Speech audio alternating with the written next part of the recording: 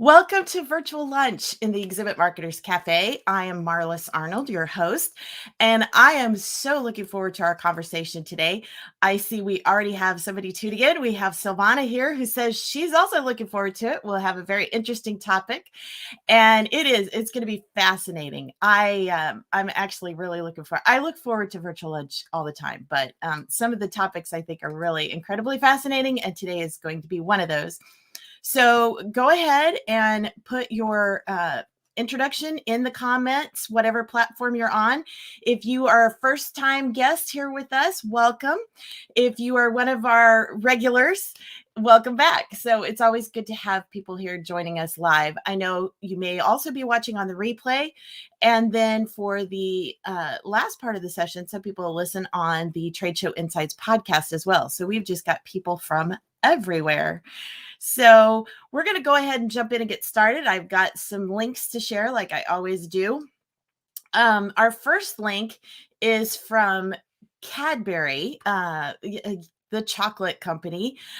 You may be remembering their Easter Bunny commercials that they always do, the humorous ones. But anyway, this was a really interesting, we've talked several different times. We've talked about AI, using AI for different things in marketing and in business and life. Cadbury did a campaign they called Not Just a Cadbury Ad, and they used AI, this really sophisticated AI in India to create a Diwali ad. And they had a celebrity, a movie star basically, film this ad, and then they used his voice and they dubbed in different names. So it was geared towards local businesses. So it was one ad, but it could be customized and personalized in a lot of different ways. So it was really interesting. So here's the link. My husband, Alan, as always, is behind the scenes putting up our links for us. So I really encourage you, go check this out. There's a video you can see that it's dubbed, a lot of it's dubbed, but you can see the process of how they did it. It was just fascinating. So anyway, Silvana says she's joining us from Sao Paulo, Brazil. So we always love having you on, Silvana. We love having our international audience whenever we can.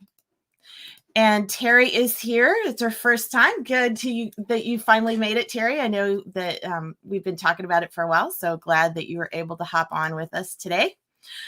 Okay, so that was the first one. The second one is another interesting marketing article. This one was shared by our friend Chuck. And I don't know if Chuck, if you're with us today, please hop in the comments. But it's 10 marketing lessons from the Grateful Dead. Now, I am not a Deadhead. I've never been a Grateful Dead fan, but this is really fascinating. This is from the book by David Meerman Scott about marketing lessons from the Grateful Dead. But it's really fascinating to hear some of the different strategies that they use. They were very different in the way that they did things. They didn't market, they didn't promote, they didn't actually conduct themselves like any other band. But some of the different things that he had in there was like creating a memorable experience. Well, if any of you know me and you've known me for any time at all, you know I'm all about experiential, multisensory experiences for trade shows. So I think that's really cool. They also talked about putting fans in the front rows. They took a different approach to that. And then partnering with others to sell your stuff. So those are just a few of the highlights, but I really encourage, here is the link for that Grateful Dead article. So I encourage you to go check that out because it is really interesting, the different techniques that they used. And I don't know how much they did consciously and how much it just kind of happened. But anyway, some good lessons. Silvana says she loves Cadbury's. Yeah, I know. Well, you'll really enjoy this ad campaign that they did. Jacqueline is here. Hi, welcome. And Laura Palker is here from the National Trade Show Alliance. She was actually one of our guests a while back. I don't remember, I think August. But anyway, good to have you here, Laura. And Gail Robinson is here. Good to have you. So welcome, everybody. A few more links I want to share. The SEMA show. Well, last week was Exhibitor Show in Las Vegas. So they got that up and going again, finally, after 32 months, I think it's been a long time since the last exhibitor live. But also last week in Vegas was the SEMA show. And so I always like to follow the local Las Vegas news to see how the spin that they put on the trade show industry, since it is probably their biggest industry out there. Well, other than other than the casinos, but you get what I mean. So anyway, so this is from one of their local news uh, channels on the SEMA show. And so anyway, it was just they're talking about how it really is going to lead the recovery for Vegas. So I thought that was really good coverage for our industry to be saying that, we are the driver. Phil, hi, it's good to have you. Always nice to have you. Phil from Ovany Productions was one of our sponsors for Spark this summer, so it's always good to have you here. Gail says she likes chocolate and great ads. Yeah, how can you go wrong? I've always been an ad, I guess you would say, fan. I have an advertising collection. Sometime I'll have to share a picture of some of my different little advertising collectibles that I've gotten over the years. Of course, the ubiquitous Coca-Cola M&Ms, that kind of stuff, but I also have some kind of quirky things in there too. So anyway, so also on the subject of recovery, SMM magazine did the whole issue this month is titled Break Out the Lanyards. And so it's talking about the return of trade shows, but they're also talking about how virtual isn't going away. And so they say that hybrid is the new black. So, you'll have to check that out. Alan's going to put that article up as well, or that link up as well. So you can go check that out. But it really, and I honestly, I haven't had time to read the entire article about Break Out the Lanyards, but it is a really good piece about how our industry is going to be recovering. So it's nice to actually be talking about recovery, right? After all these months of just living in limbo. So anyway, a few announcements that I want to make. This is our last official traditional virtual lunch for this year. We're going to take off some time for the holidays, but we will be here, or not here in the same platform, but we'll be in a different format. On December 14th, we're going to have our virtual lunch holiday gathering, which we did this last year. It was a lot of fun. And we're going to be over on the AirMeet platform. So I'll be sending out an invitation for that on LinkedIn here coming up in the next couple of weeks. So be sure to be watching for that, but it's always a lot of fun. We have a seat around virtual tables and we could sit and chat. I know that a lot of you have been with us either through Spark or some of our other virtual lunch networking gatherings that we've done. And it's just a really fun time. Everybody can just kind of catch up or get acquainted. And so anyway, we'll have some fun stuff since of course it's the holiday gathering. But anyway, so that is coming up.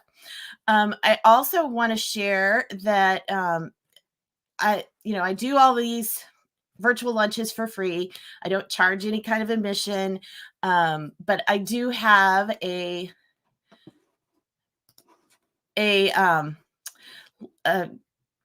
a service out there called Buy Me a Coffee, and I signed up for an account, and I'm going to take this down. And so anyway, so you can go to the link that Alan's going to put up, and just, if you feel like you get value from these virtual lunches, or if you enjoy my podcasts or any of the other materials that I create, you can feel free to participate.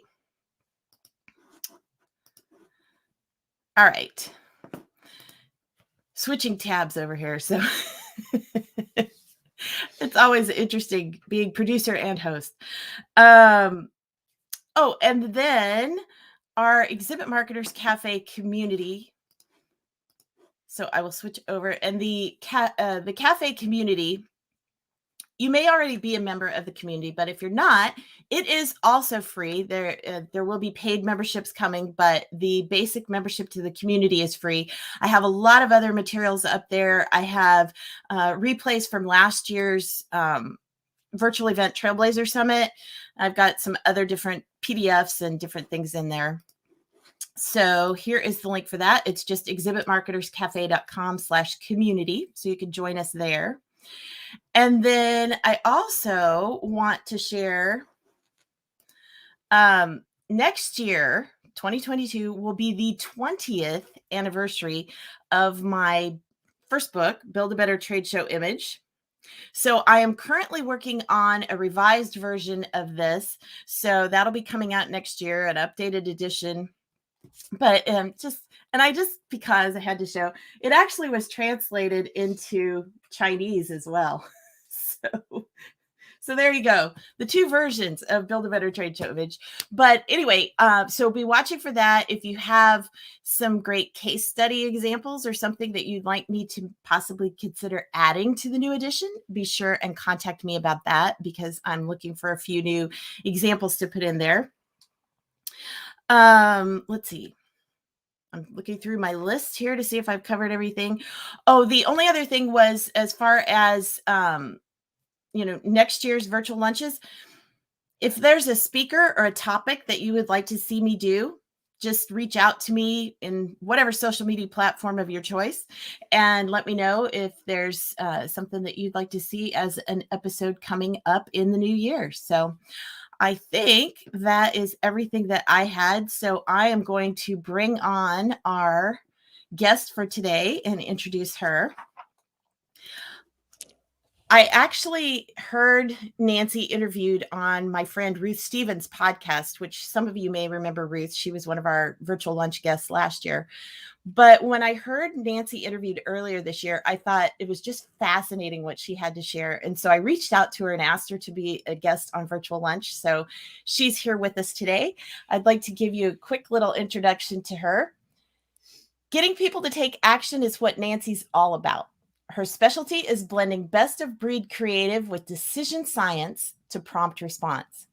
A frequent speaker at industry conferences, Nancy has shared her passion with audiences in London, Sydney, Moscow, Madrid, Stockholm, Sao Paulo, Berlin, and all over the US, including South by Southwest.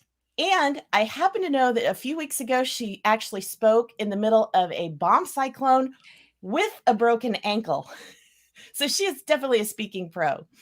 Along the way, she's been named the Online Marketing Institute Top 40 Digital Strategist, Ad Club Top 100 Creative Influencer, and Social Top 50 Email Marketing Leader. Prior to co-founding HBT Marketing, Nancy held senior creative management positions with Hill Holiday, Mullen, and Digitas. She and her teams have won over 175 awards for digital and direct marketing effectiveness. So we are very honored to have you here with us today on Virtual Lunch. Nancy, thanks for joining us. Thank you for having me. I'm happy to be here. And thank you for that lovely introduction. Well, you're welcome. I think, just what you do is so incredible, because you take the science and you make it practical and you make it fun. So let's talk a little bit. Some of the things that you've covered, just that we've talked about before in our earlier conversation, but you talk a lot about making the marketing, how should I say it, more giving the audience more control. So talk a little bit more about that, how you do your marketing so that people feel like they're the ones in control. Sure. So, I mean, it's interesting. What social scientists and behavioral economists have found is all of us, men, women, young, old, rich, poor, very educated, not as educated, all of us rely on decision-making shortcuts. And the reason we do is we couldn't possibly weigh every bit of information before making a decision, or we just never get around to making any. So instead, we've developed these hardwired behaviors. And what happens is we kind of cruise along through life on autopilot. And when we encounter a certain situation, or what a researcher would call a stimulus, we just default to these automatic, instinctive, reflexive responses, giving them little, if any, thought. So what it is it's a way for people to just kind of make it through the day and make all of the decisions that we're faced with without depleting our mental energy. And so from a marketing perspective, if we are aware of these automatic reflexive responses that people have, we can kind of get out ahead of it. We can make sure that our marketing strategies or our marketing executions trigger some of these automatic responses so that they work in our favor. They work to our advantage. And so that's the way we can kind of leverage this as marketers. So one of the things that I know I've heard you talk about is the giving the buyer choice and giving them permission to make their own choice. So I don't want to spoil what it is, but can you Sure. talk a little bit about that? Absolutely. So one of these decision-making shortcuts that people or that humans have developed is this need for autonomy, right? It's social scientists call it autonomy bias, and it's basically this deep-seated human desire to have some kind of control, some kind of agency over ourselves and our environment. And one of the ways that people feel like they're in control is when they have choices. So what that means to us when we're trying to persuade someone to do something, when we're trying to market things, is we want to give people choices. So instead of saying, here's the one thing, would you like to sign up? Or here's the one thing, would you like to buy it? We're better off giving a couple of different choices, two, maybe even three choices. Studies out of Tulane University actually show that that can really increase the number of people who say yes. And then there's this wonderful little technique, and I think this is where you were going. It's called the BYAF technique. And Yes. yes, love this, right? This is so good. Yes. So BYAF stands for But You Are Free. And what social scientists have found is when you ask somebody to do something and then you remind them, but you're free to choose, but you're free to decide, it's up to you, the choice is yours. Any of those kinds of phrases, you don't actually have to use the exact words, but you are free. But anytime you just ask someone to do something and then remind them, but the choice is yours, it's up to you, but you're free to choose, that can actually double the likelihood people will agree to what you're asking them to do. And it's because Wow. you're reminding them that they're in control. They've got the power, they've got the choice. And I love that because it's something that's just so simple, but it does kind of take the pressure off of them. It's like you're not forcing them to do this, that this is their choice, that they can choose these different things. Again, on that idea of choice, you also talk about some pricing strategies as well. And I know I've tried to use some of these things, but it's just really clever how the pricing strategy can be framed that way too. Yeah, well, I mean, it's interesting. Social scientists have found that when we have to make a purchase, when we have to part with our hard earned cash, it actually registers in our brain in the exact spot that the brain gets activated when we're in physical pain. So if you stub your toe, if you have a stomach ache, if you break your ankle like I did, right? There's one part of your brain that registers pain, right? That's the particular part of the brain that registers pain. That same part of your brain lights up when you have to spend money. But there are ways to kind of minimize that. One of them is by using something known as magnitude encoding process. And it's a fancy phrase for the idea that the way prices are displayed impacts how people perceive them. So, say you're going to charge $500 for something. $500 in the upper left hand corner of the page or the screen is read as a higher price than that same $500 in the lower left hand corner of the screen or the Hmm. page, which is really interesting. Um, if you're talking about saving somebody $500, you would want to write it as $500 decimal point 00. Why? Because that takes up more space than simply saying $500. So when you're talking about the cost of something, you want to take Hmm. up less space because it looks smaller and the brain perceives it to be a smaller price. So cost for something, make it appear small. Savings or value, make it appear large. So it's Wow. the amount of space, it's higher on the page, lower on the page. If you're having a sale, a lot of times we'll show the original price and then the sales price. We'll have, I don't know, $500 dot dot dot, 450. But the further apart those two are spatially, the further apart people perceive them to be financially or monetarily. So you could say $500 dot dot dot dot dot dot 450 because they're further apart spatially. The brain Huh. just perceives them to be further apart monetarily. So there are lots of really wonderful things you can do. You can also use anchoring, which is the first price that somebody encounters, that becomes their reference point, and any other price they're going to look at will either be above it or below it. So what you want to do is you almost want to toss out a high anchor.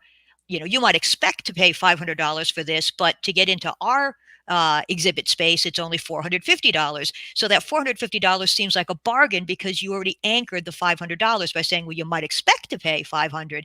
So there are lots of different ways that we can kind of address prices so that people respond more favorably to them. Well, and you see that a lot where people will frame it as, for less than a cup of coffee a day or for less than the price of, a dinner out or, things like that. They'll frame prices like that. What about the whole psychology of, the whole 99 versus 97 versus zeros. Is there some proven science behind what it is that triggers best in people's minds with that?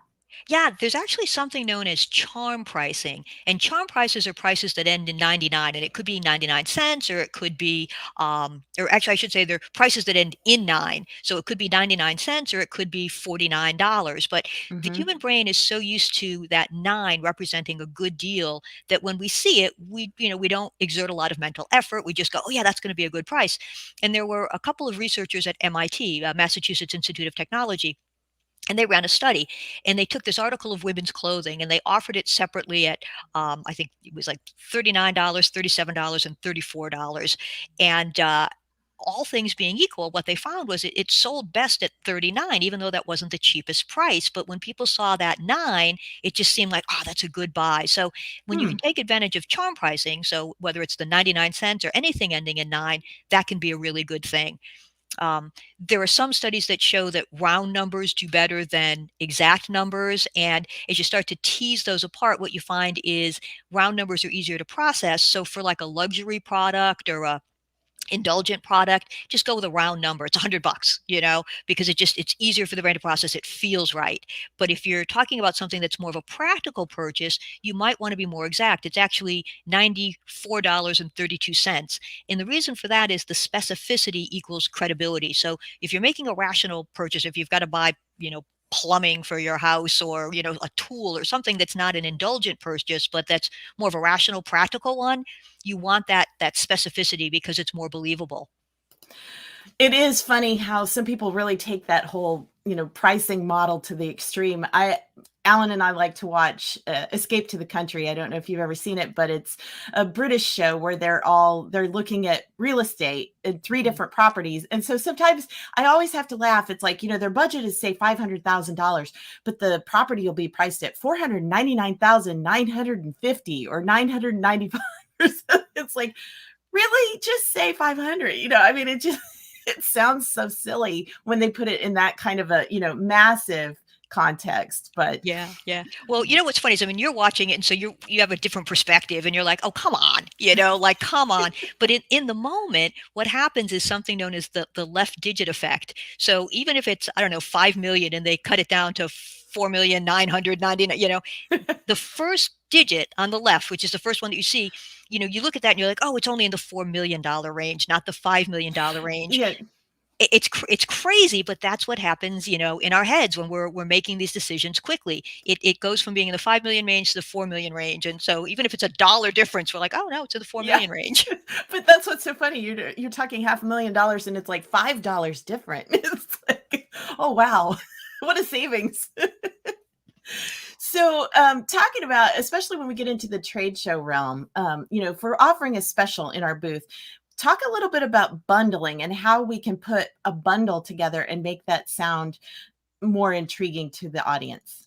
Sure, sure. Well, bundling in and of itself is a good idea because we were talking earlier about the pain of paying, and every time you have to part with money, it registers in your brain as if it were physical pain. So if you can bundle, say, three things together for a single price, that's better than three separate exchanges of money, right? Three, incidents of the pain of paying. So Hmm. bundling is good. And then social scientists have found that you can kind of do bundling 2.0. So instead of just saying, okay, these three things are going to be together, and it's going to be this price, you can say, we're going to put these two things together for this price, and we're going to include this third one for free. And what you want to do is you want to make sure that the third one is probably the more indulgent, or the maybe the one that people Mm. don't feel they really need. So I don't know if we were talking about like internet, cable TV, and HBO.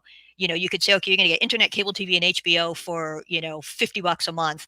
Or you could say you're going to get internet and cable TV for $50 a month, and we're going to give you free HBO because you don't really need the HBO. But oh well, if it's part of the bundle is something free, well, you're more Mm. likely to say yes to it. So I'm not quite sure what the trade show equivalent of that would be, but the HBO, internet, and TV is a good way to illustrate that principle. Well, and that makes a lot of sense because the third item would be something that they probably wouldn't just purchase on its own anyway, but if it's in that bundle, it's like, "Ooh, this is an added perk." Right, exactly.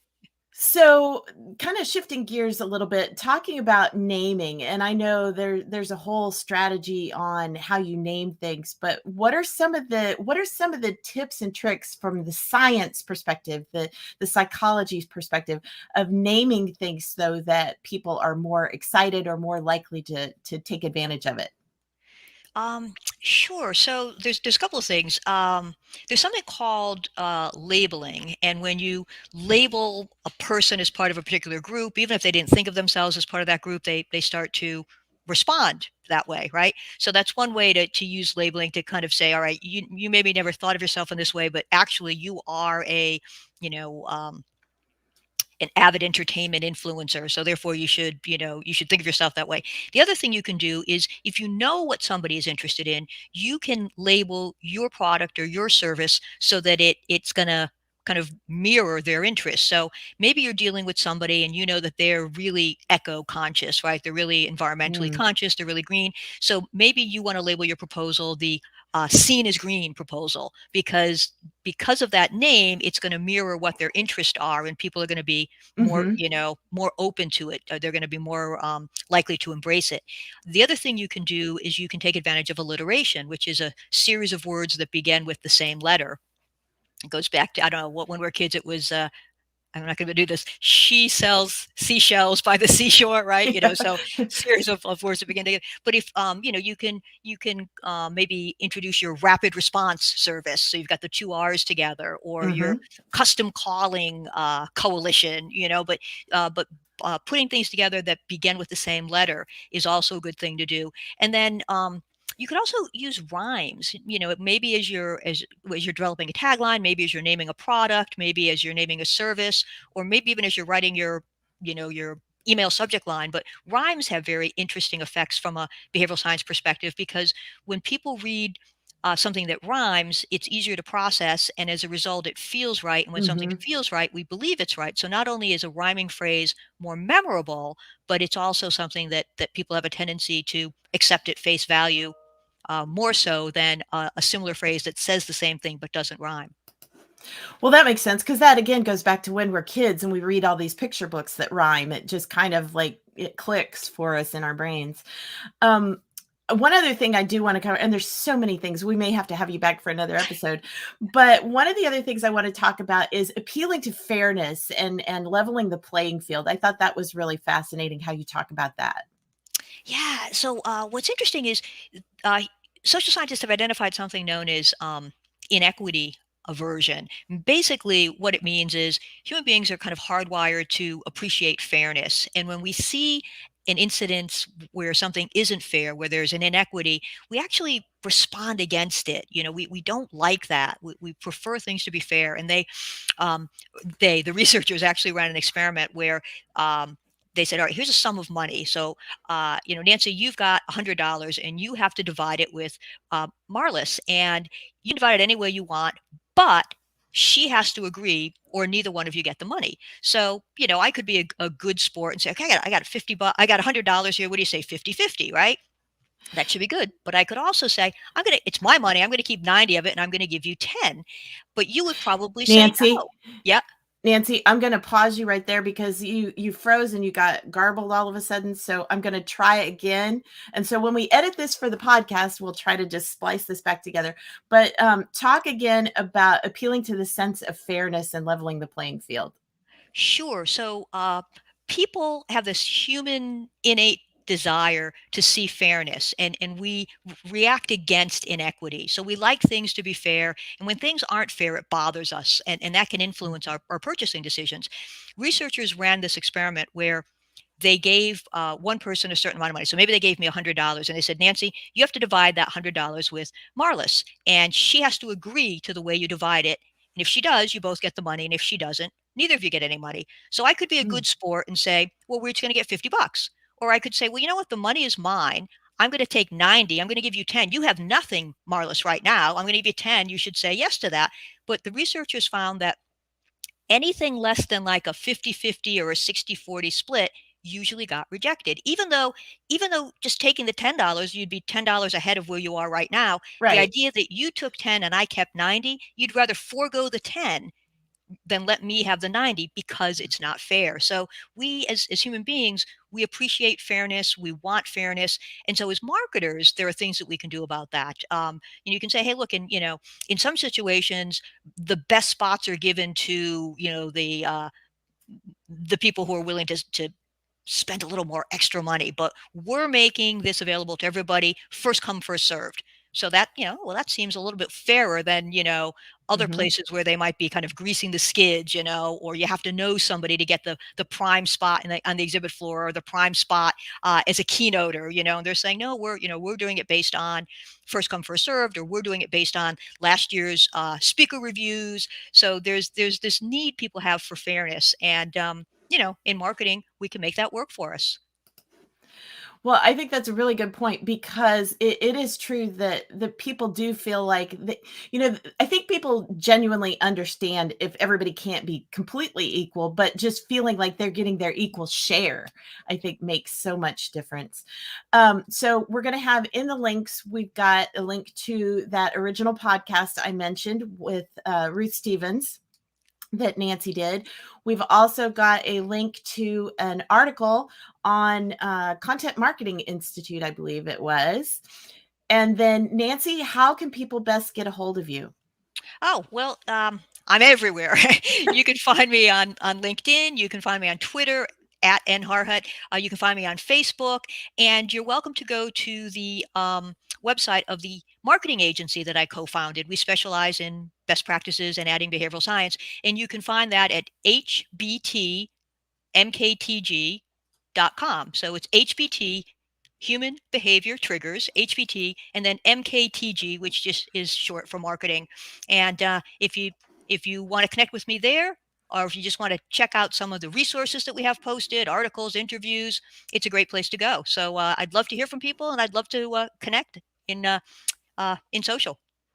Well, Nancy, thank you again. This has been such a fascinating conversation. And we had, like I said, so much to cover in such a short amount of time. But I think it's really important that exhibit marketers and show organizers remember that there are some things. And I know a lot of the discussion is making it ethical and appropriate, but I know Nancy is great at having a lot of tips for that. And here is the link again for Nancy's website at HBT Marketing. So, Nancy, thank you so much for being our guest today on Virtual Lunch. We really appreciate you giving up all your time and your insights for us. Oh, thank you very much. I've been happy to be here. And I want to just remind everybody again that this is our last official traditional virtual lunch for this year. We'll be back in January, but be sure to join us on December 14th when we have our holiday network gathering. So we'll have a lot of fun there. But I want to thank everybody again for joining us. It's always great to be with you here on Virtual Lunch. And we will see you back here in our usual channels in January. And we'll see you in Air Meet for our networking in December. Bye, everybody.